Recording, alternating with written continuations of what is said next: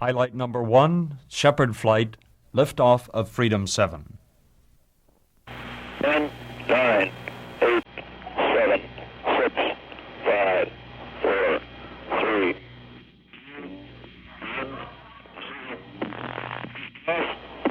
All right, liftoff and the clock has started. Yes, sir, reading you loud and clear.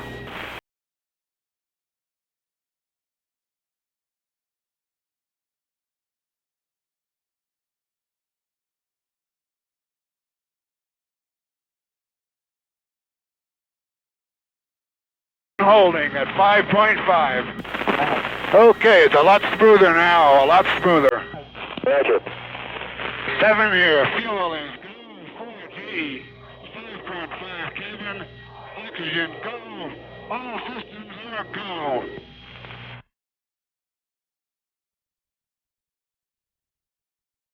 Highlight number 2, Shepherd Flight. Shepherd describes the view and prepares for re-entry. On the periscope.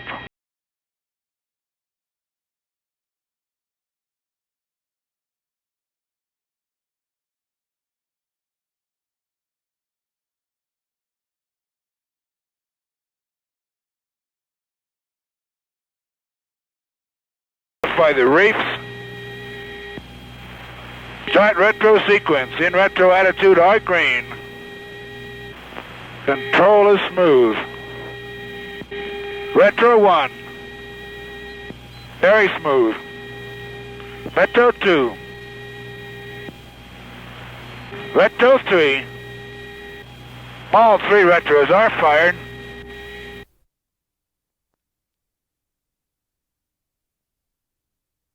Highlight number 3, Shepherd Flight. Shepherd comments as main parachute deploys. Main on green. Main chute is reefed. Main chute is green. Main chute is coming unreefed and it looks good.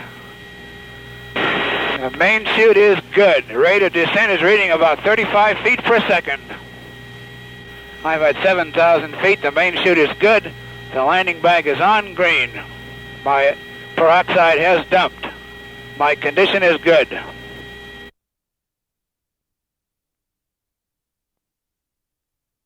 Highlight number 4, Grissom Flight, liftoff of Liberty Bell 7. Roger, this is Liberty Bell 7. The clock is operating. Loud and clear, Jose. Don't cry too much. Okie doke. Okay, it's a nice ride up to now. Loud and clear. Roger. Okay, the fuel is go, about 1 1/4 G's. Cabin pressure is just coming off the peg. The oxygen is go with 26 amps. Roger. Pitch 8A. Trajectory is good. Roger, looks good here.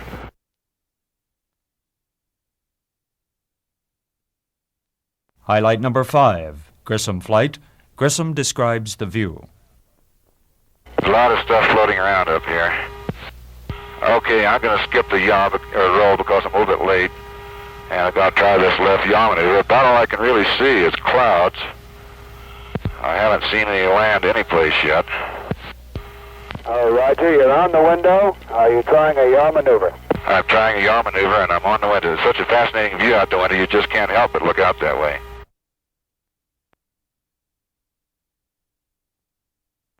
Highlight number 6, Grissom Flight. Grissom comments during re-entry. Okay, everything is very good. We got 05G and a roll rate has started. Roger. Got a pitch rate in here. Okay, the G's are starting to build. Roger, reading you loud and clear. Roger. G's are building. We're up to 6. There's 9. There's about 10. Roger, still sound good. Okay, the altimeter is active at 65. Roger, 65,000. Okay, I'm getting some contrails, evidently shockwave. 50,000 feet, I'm feeling good.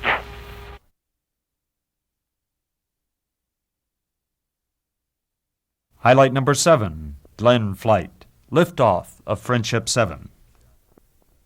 Godspeed, John Glenn. 10, 9, 8, 7, 6, 5, 4, 3, 2, 1, 0. Roger, the clock is operating. We're underway. You're loud and clear. Roger, we're programming and roll okay. A little bumpy along about here. Roger. Stand by for 20 seconds. Roger. 2, 1, mark. Roger, backup clock is started.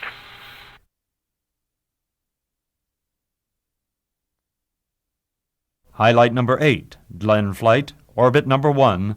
Glenn achieves weightlessness in orbit and describes the view. Seco. Lots grades fired, okay. Roger, 0G, and I feel fine. Capsule is turning around. Oh, that view is tremendous. Capsule turning around, and I could see the booster during turnaround just a couple of 100 yards behind me. It was beautiful. Roger, 7. You have a go. At least 7 orbits. Roger, understand go for at least 7 orbits.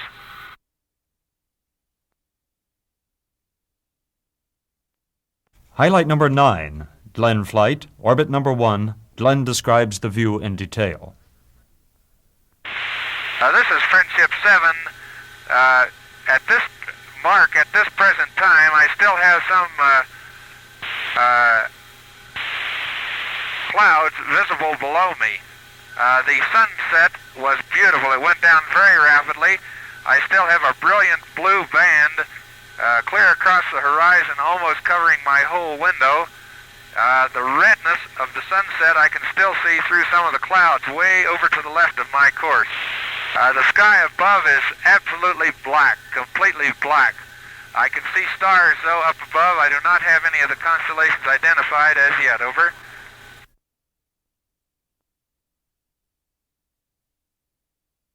Highlight number 10, Glenn flight, orbit number 3. Glenn receives instructions to leave the retro pack on during re-entry.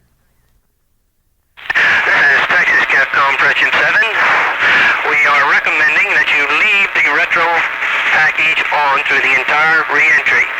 This means that you will have to override the 05G switch, which is expected to occur at 0443.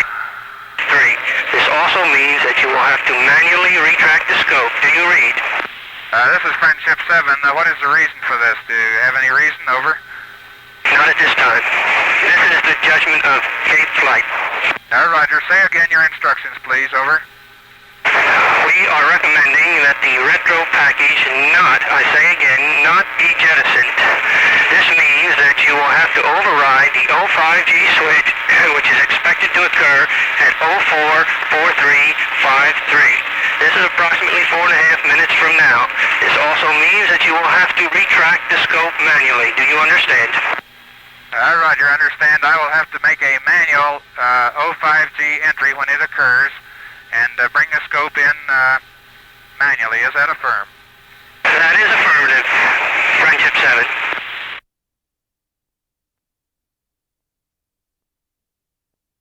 Highlight number 11, Glenn flight, re-entry. Glenn comments during re-entry.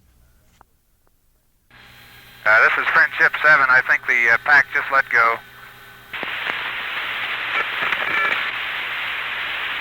This is Friendship 7, a real fireball outside.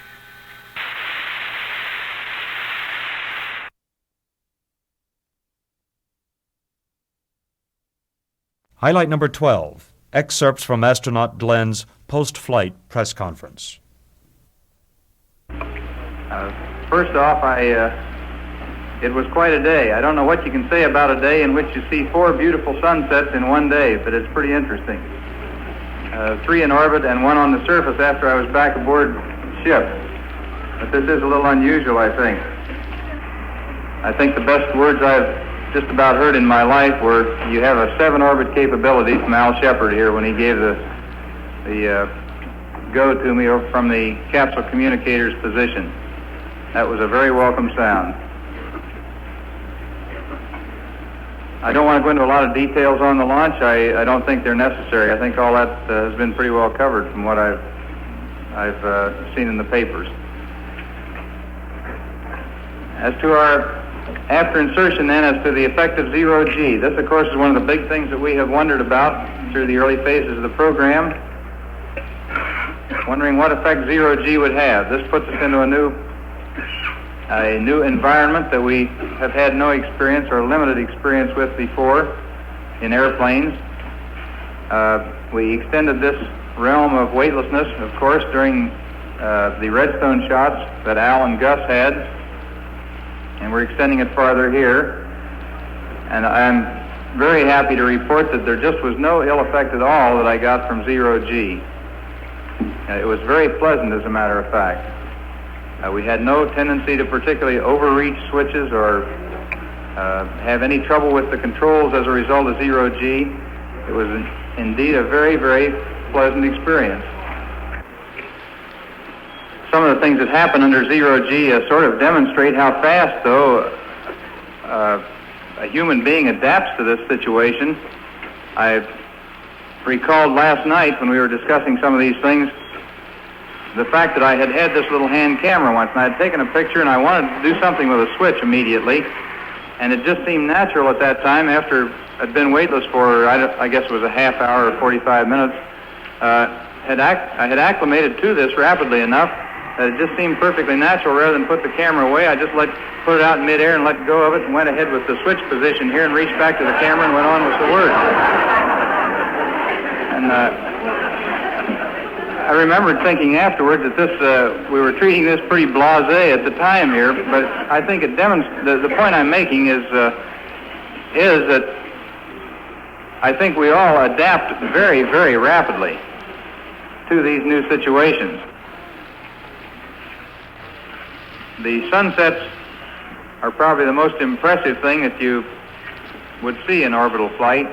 These are a very brilliantly colored hue, and the colors stretch out way out from the sun to the horizon. The horizon stays light for, I would estimate, some 4 to 5 minutes after sunset, which I found rather surprising because I thought that darkness would come on much more rapidly than that. I thought it would be just a matter of maybe a minute after the sun went down, but apparently there's quite a bit of light curving around through the atmosphere, and that keeps the horizon very visible for a period of some 5 minutes or so. We had some problems during the flight. The automatic stabilization and control system was causing some difficulty. Didn't appear to be correcting up the way it should.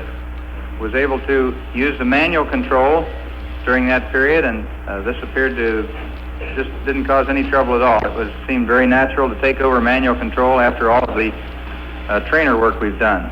Trainer simulations, incidentally, were very, very close to the orbital control situation.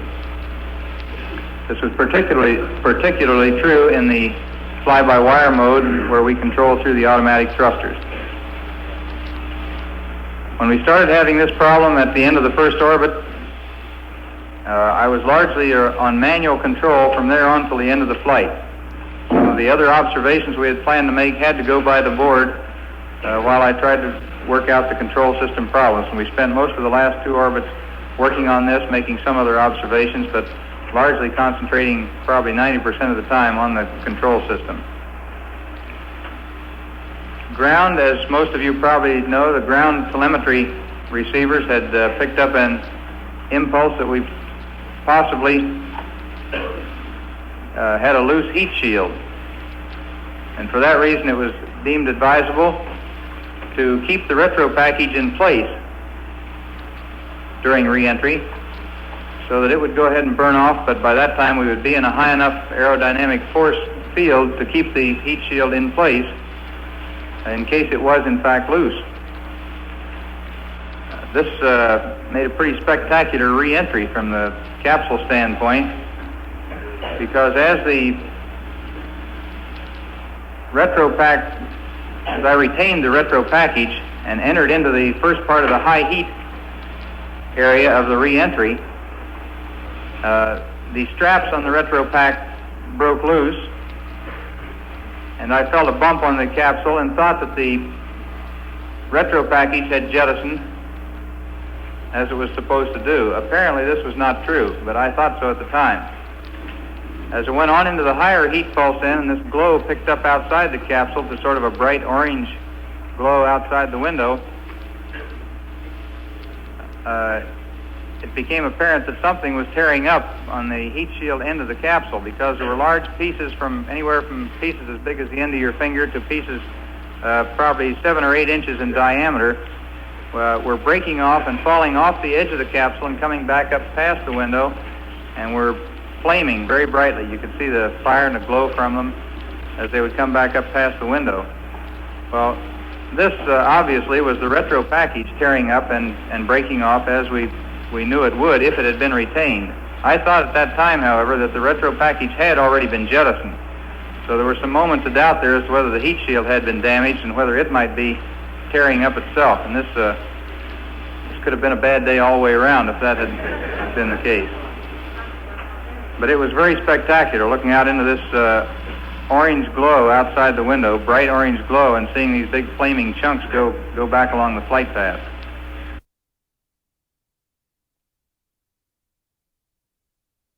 Highlight number 13, Carpenter Flight, liftoff of Aurora 7.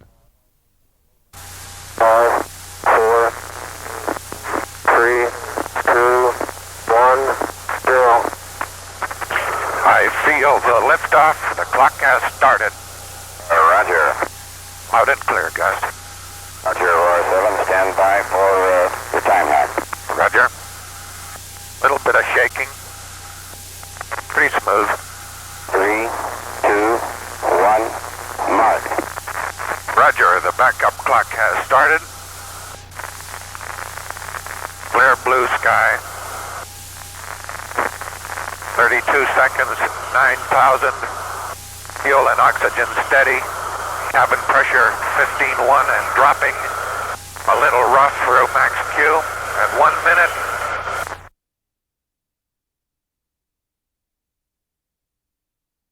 Highlight number 14, Carpenter Flight, orbit number 1. Carpenter describes fireflies seen over Hawaii.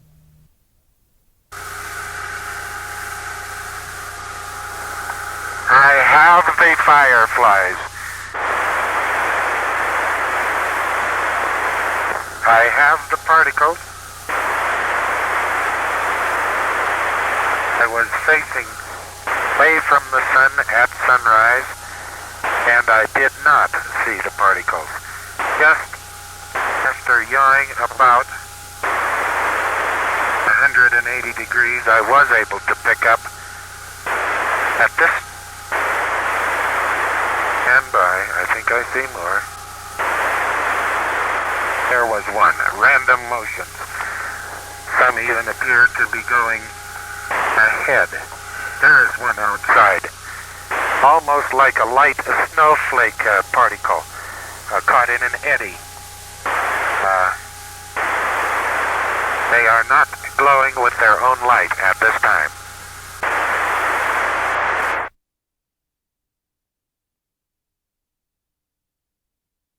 Highlight number 15, Carpenter Flight, orbit number 1. Carpenter sends greetings in Spanish to Guaymas, Mexico.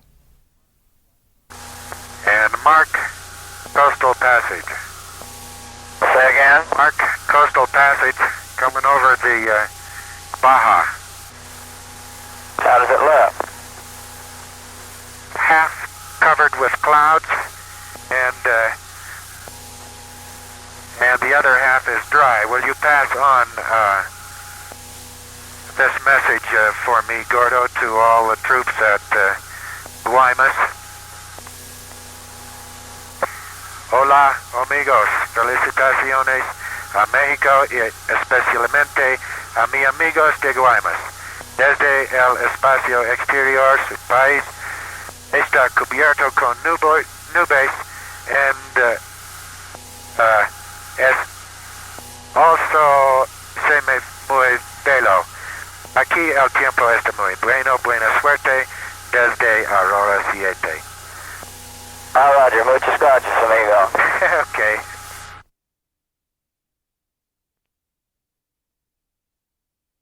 Highlight number 16, Carpenter Flight, orbit number 2. Carpenter comments on food in space. Yes, I have. However, the food has